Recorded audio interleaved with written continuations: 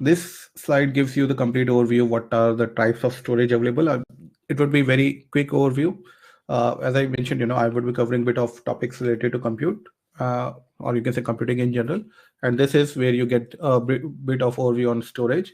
So I will just skip through because this is kind of refresher on what storage is. And ask any question in between. Just unmute yourself and ask.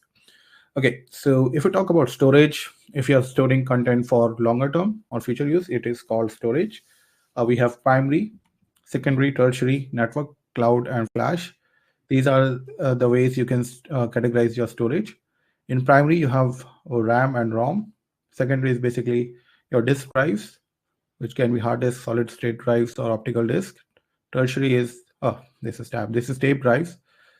Uh, an incorrect spelling there.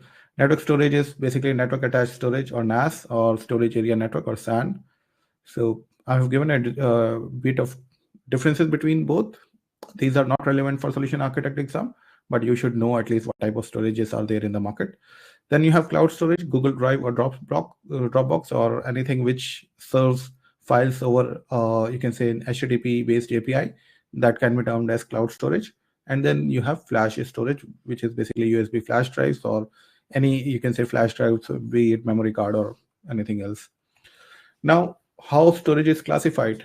Basically, you can classify storage on these terms: speed, how fast you can access the data; cost, what is the cost of per unit of data; how reliable the data is, if the data is lost during power failure,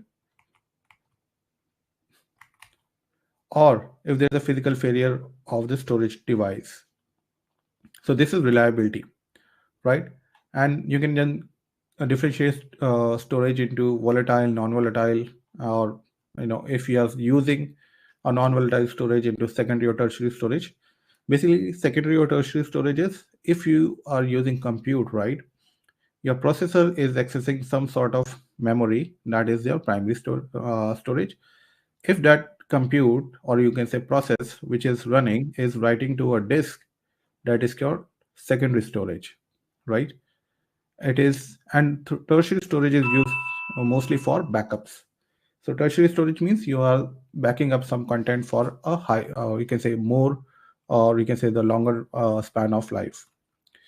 So I've just given a kind of, you can say, details of all the storage. Go through this, and this covers on the, you can say, type of storage.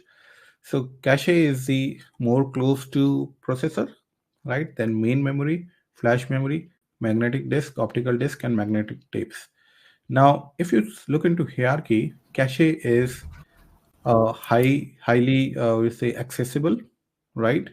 And it's very costly. So we have, for example, L1 cache, L2 cache, L3 cache.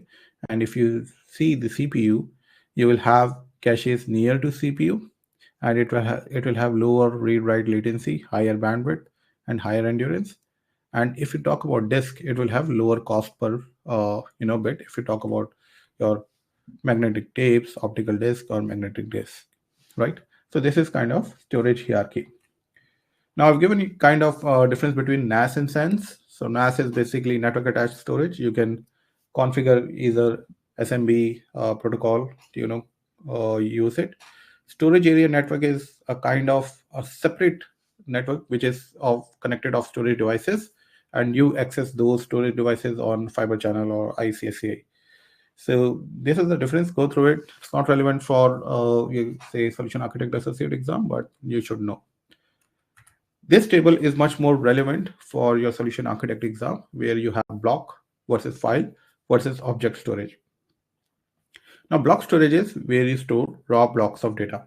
And we have seen elastic block storage, where we were using EBS with EC2 instances. And this gives you the complete description of how block storage works. We'll also have EFS, which is in AWS, which is called Elastic File Storage, which provides you a file storage. It is a file level access. Think of it as, for example, you are getting a network file access.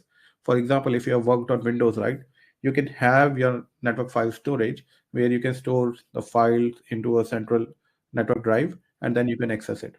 So it is a file level access where you can have access to files and folders.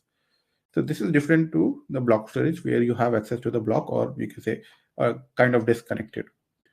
On the other hand, object storage is RESTful API or HTTP. Basically, any storage where you access the data on application level, that is HTTP, you, it will be termed as object storage. And it has a flat address space of objects, means there is no hierarchy. All the data or objects that are stored on this storage will have a URL, and you actually access them on the URL. So this is how Amazon S3 and Google Cloud Storage is actually working. And what protocol they use? HTTP and HTTPS. All right.